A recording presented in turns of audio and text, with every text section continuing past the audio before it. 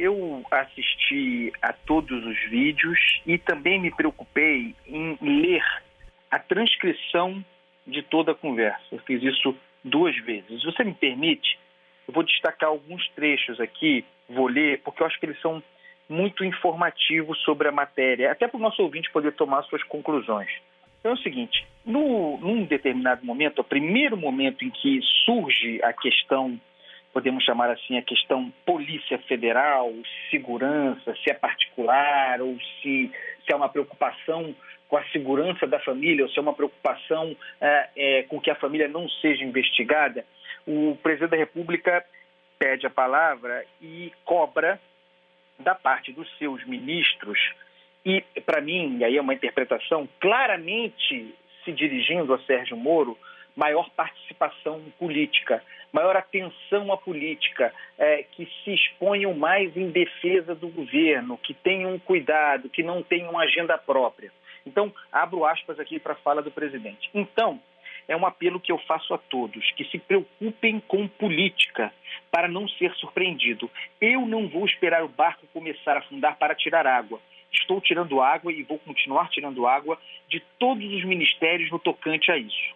A pessoa tem que entender. A pessoa é ali a figura oculta do grupo de ministros. Se não quer entender, paciência, pô. E eu tenho poder e vou interferir em todos os ministérios, sem exceção. Nos bancos, aí os bancos, né, onde tem nosso dinheiro, tá? Os bancos, os bancões. Nos bancos eu falo com o Paulo Guedes, se tiver que interferir. Nunca tive problema com ele, 0 problema com o Paulo Guedes. Agora os demais, vou. Eu não posso ser surpreendido com notícias. Pô, eu tenho a PF que não me dá informações. Eu tenho as inteligências das Forças Armadas que não têm informações. A BIM tem os seus problemas, tem algumas informações. Corto aqui. Aí ele começa a falar, Fábio, sobre o serviço secreto chinês, que estaria estudando, ele fala isso, o serviço secreto chinês. Aí um pouco mais adiante ele retoma o fio, né, aquele fio anterior, um pouco mais adiante, não é uma sequência objetiva. Ele diz, o serviço de informações nosso, todos, são uma vergonha, que eu não sou informado e não dá para trabalhar assim, fica difícil, por isso vou interferir. E ponto final, pô. Aí corto aqui de novo. Tem uma longa outra reflexão em que de novo cobra a reação dos ministros, cobra a defesa do governo, cobra Moro diretamente aqui, expressamente se refere ao ministro da Justiça, que não reage às ações, por exemplo, em relação aos decretos dos governadores, que resultam em gente algemada, em gente detida, tendo que ir para a delegacia por contrariar alguma das medidas restritivas. Ele reclama de ver gente algemada e que o Moro não fala nada, só ele, Bolsonaro, fala, só ele se expõe e o Moro quieto. Né? Aí o Moro fala, a palavra vai para o Moro, ele fala rapidamente, Fábio, e não toca em nada do assunto tratado até então, não fala de Polícia Federal, nem nada. Aí falam vários ministros, fala o Ernesto, fala o Weintraub, uma tragédia, etc. e tal, volta para o Bolsonaro, a palavra de novo retoma o fio. Mas esses trechos que eu estou lendo aqui, eles têm uns espaços entre si. Daí porque a controvérsia para a interpretação. Diz o presidente, abro aspas, sistema de informações. O meu funciona. Aqui eu faço uma pausa. O que seria, se ter respondido, o que seria o sistema de informações do presidente pessoal? Porque fica claro que não é aquele do aparelho do Estado. Tudo quanto seja serviço de informação do aparelho do Estado, o presidente está insatisfeito, está contestando. Aqui ele está falando de um sistema de informações dele Jair Bolsonaro. O meu funciona. É preciso que o presidente esclareça que sistema é esse. Aí continua, né? O meu particular funciona. Vejam, o meu particular, o presidente da República dizendo que é um sistema de informação particular. Não é a BIM nem nada, né? Não é o GSI nem nada. Os que têm oficialmente o serviço de inteligência desinforma. Eu estou lendo como o presidente falou. E voltando ao tema, diz Bolsonaro, prefiro não ter informação do que ser desinformado por sistema de informação que eu tenho. E é muito engraçado isso, né? Porque o tempo todo é o meu sistema, eu tenho, o nosso sistema. É uma noção patrimonialista da República que é vazada o tempo todo nessas falas. Aí, de novo, Fábio, um período em que ele fala sobre perseguição à família, perseguição aos seus irmãos, a ação da imprensa, a imprensa contra ele. Quer dizer, aqui está dado mais uma vez uma noção de perseguição à família que não tem a ver com segurança da família, segurança física, mas perseguição mesmo de investigação, de denúncias, tá? Tem que contextualizar isso muito bem. Aí volta o presidente depois desse trecho. Mas aí ele fala o palavrão, o tempo todo para me atingir, mexendo com a minha família. Já tentei trocar gente da segurança nossa no Rio de Janeiro oficialmente e não consegui. E isso acabou. Eu não vou esperar, aí ele falou outro palavrão, né? Não vou esperar fazerem isso com a minha família toda. De sacanagem. Fala dos meus amigos, quer dizer, não é só a família dele, também os amigos. A família do presidente, se fosse segurança física, Fábio, certamente estaria como está coberta pelo serviço de segurança prestado pelo GSI, mas os amigos não estão protegidos. Vejam que aqui fica traída a ideia de que a segurança não seja a física e sim a proteção contra investigações. Porque eu não posso trocar alguém da segurança na ponta da linha que pertence à estrutura nossa. Vai trocar. Vejam, de novo, patrimonialismo. Alguém da segurança nossa que pertence à estrutura nossa. Não existe estrutura nossa. A estrutura é da República. Presta serviço ao governo, mas, sobretudo, à República, ao Estado. O tempo todo essa contaminação. E diz, vai trocar. Se não puder trocar, troca o chefe dele. Não pode trocar o chefe dele, troca o ministro, ponto final. Não estamos aqui para brincadeira. Esses são os trechos, Fábio, que têm a ver com o motivo por que o vídeo foi divulgado. Sim. Os motivos jurídicos. É bala de prata? Configura um conjunto incontroverso? A meu ver, não. Tá? Não acho que esteja aí um caso que se possa dizer, meu Deus, acabou, não há dúvida. Não, haverá discussão a esse respeito. Na minha visão pessoal, inclusive entendendo, é bom falar sobre isso, Fábio França, entendendo como tem se comportado a nossa justiça, inclusive os processos tocados pela Lava Jato, né?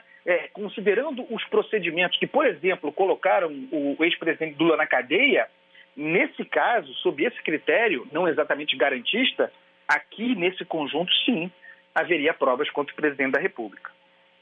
Andreasa, objeto da denúncia à parte, né? O vídeo expõe as entranhas do Palácio do Planalto, da esplanada dos ministérios, de uma maneira bastante constrangedora até. O presidente Jair Bolsonaro parece comandar a reunião num clima belicoso. Há outros trechos considerados graves, há outros trechos graves que podem abalar as estruturas políticas, as relações políticas com os outros poderes, com as instituições, Sim. com os governos estaduais? Sem dúvida. Aí, Fábio, a gente sai do campo jurídico para entrar no campo político. E aí a situação é especialmente grave, e aí incontroversialmente grave. Nós temos um presidente da República comandando uma reunião dos seus ministérios.